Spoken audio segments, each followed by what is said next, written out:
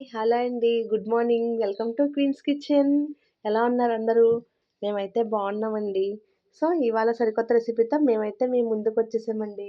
రోజు స్వీట్ ఆహ్, స్ చేయమని మా పాప అయితే గొడవ పెట్టేస్తుందండి. రోజు ఇంక మీరు హాటే చేస్తున్నారు, కర్రీస్ ఇలాంటివే చేస్తున్నారు. బిర్యానీ నాకు స్వీట్ కావాలని చెప్పి గొడవ చేసిందండి. సో, స్కూల్‌కెళ్ళే ముందు మాకు ఆర్డరేసి ఎళ్ళిపోయిందనమాట. ఇప్పుడు మేమైతే చేయడానికి రెడీ అయిపోయాం. మేము చేయబోయే రెసిపీ ఏంటంటే బ్రెడ్ తోటి బాదుషా అండి. బ్రెడ్ యూజ్ చేసి బాదుషా అయితే తయారు చేస్తున్నాం. సో, ఈ బ్రెడ్ యూజ్ చేసి బాదుషా చేయడానికి కావాల్సిన పదార్థాలేంటో ముందుగా చూసేద్దాం. ఇలాగ మేము 6 బ్రెడ్ పీసెస్ అయితే తీసుకున్నామండి. దాని చుట్టూ బ్రౌన్ కలర్‌లో ఉండే బార్డర్ అయితే కట్ చేసుకొని, ఓన్లీ వైట్ కలర్‌లో ఉన్న బ్రెడ్ పీసెస్‌ని మాత్రం 6 పీసెస్ అయితే తీసుకున్నామండి. అలానే ఒక కప్పు ఫుల్‌గా మిల్క్ అయితే తీసుకున్నామండి. అలానే ఒక కప్పు షుగర్ తీసుకున్నామండి. అలానే 2 ఇలాచీ అయితే తీసుకున్నాము. సో, ఇప్పుడు ప్రాసెస్‌లోకి వెళ్ళిపోదాం. ప్రాసెస్‌లోకి వెళ్ళే ముందుగా మనం తీసుకున్న బ్రెడ్ పీసెస్‌ని ఒక బౌల్‌లో యేసుకొని ఈ విధంగా అయితే స్మాష్ చేసేసుకోవాలండి. ఈ విధంగా బ్రెడ్ పీసెస్ అన్నీ కూడా పొడుం పొడుం కింద స్మాష్ చేసేసుకోవాలి. సో, చూడండి ఈ విధంగా స్మాష్ అయిపోయిన దాంట్లో మనం ఏవైతే కప్పు మిల్క్ తీసుకున్నాం అని చెప్పాం కదండీ! ఈ మిల్క్‌ని యాడ్ చేసుకొని మనం చపాతీ పిండి ఎలా అయితే మెత్తగా కలుపుకుంటామో ఆ విధంగా ఈ పాలు వేసుకొని దాన్నంతా కూడా అలాగా తయారు చేసుకోవాలి మనం. మనకి హాఫ్ కప్ మిల్క్ అయితే సరిపోయిందండి. కొంచెం చూడండి ఈ విధంగా మెత్తగా అయితే అయిపోయింది. భలే స్మూత్‌గా ఉందండి. ఆ విధంగా మనమైతే కలిపేసుకోవాలి. సో, ఇలాగా కలిపేసుకున్న మిశ్రమం పైనైతే మనం ఒక కర్చీఫ్ లాంటి దాన్ని క్లోజ్ చేసుకొని ఒక 20 మినిట్స్ పాటు పక్కన పెట్టేసుకోవాలండి. సో, నెక్స్ట్ ప్రాసెస్ ఏంటో చూద్దాం. సో, ప్రాసెస్‌లోకి వెళ్ళే ముందుగా స్టవ్ అయితే ఆన్ చేసుకున్నామండి. అందులో ఇలా ప్యాన్ పెట్టుకొని షుగర్ అయితే వేసేసుకుంటున్నాం. సో, ఇప్పుడు మనం షుగర్‌ని అయితే పాకం పట్టించుకోవాలన్నమాట. ఒక కప్పు షుగర్‌కి ఒక కప్పు వాటర్ అయితే వేసుకొని దీన్ని పాకం వచ్చేలాగా కాసేపు స్టవ్ మీద ఉంచుకోవాలి.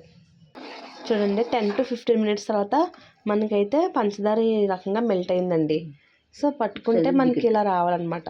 జిగురు కొంచెం జిగురు వస్తే సరిపోతుందన్నమాట. బాగా ఎక్కువ తీగలా కాకుండా కొంచెం అలా బుడగల్లాగా వైట్ బుడగల్లాగా వచ్చేటప్పటికి మనకి సరిపోతుందన్నమాట పాకం.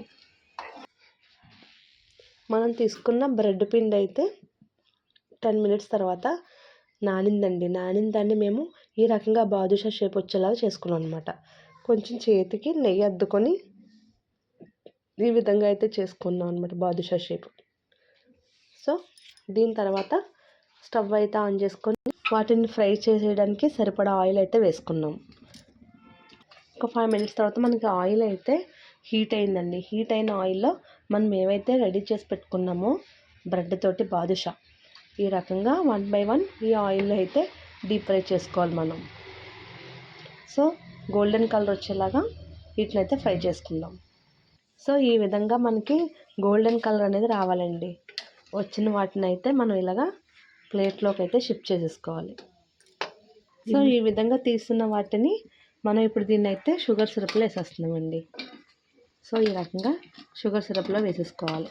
పంచదార పాకం వేసేసుకొని దీన్ని ఒక 5-10 మినిట్స్ మనం అలా వదిలేసినట్టయితే మనకి ఇవి జ్యూసీగా తయారవుతాయి అన్నమాట బాదుషా.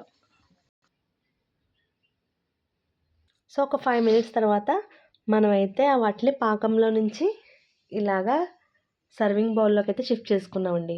షిఫ్ట్ చేసిన దానిపైన మేమైతే కాజు నట్స్ తోటి ఈ విధంగా గార్నిష్ అయితే చేసుకున్నాం. సో, ఇప్పుడు దీన్ని టేస్ట్ చేసి ఎలా ఉందో నేను మీకు చెప్పబోతాను. సో, మన యమ్మీ బాదుషా అయితే రెడీ అయిపోయిందండి. ఇప్పుడు దాకా అన్నీ నేనే హాట్ అవి టేస్ట్ చేసి నాకు కూడా స్వీట్ తినాలనిపించింది. సో, అందులోకి ఇలా జ్యూసీ స్వీట్ ఐటమ్స్ అంటే నాకు చాలా చాలా ఇష్టం అనమాట. ఇప్పుడు ఈ బాదుషా ఎలా ఉందో బ్రెడ్ మైదా యూజ్ చేయకుండా బ్రెడ్‌తో యూజ్ చేసి చేసుకున్న బాదుషా అయితే ఎలా ఉందో మీకు టేస్ట్ చేసి చెప్తాను.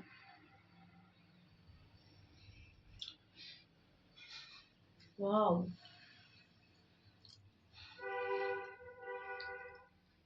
రియల్లీ అండి. టేస్ట్ అయితే వేరే లెవెల్‌లో ఉంది. Extraordinary sweet. సో, ఇంకో మనకి ఒక 2-3 అవర్స్ అయితే ఇదైతే ఇంక ఇలా జ్యూసీగా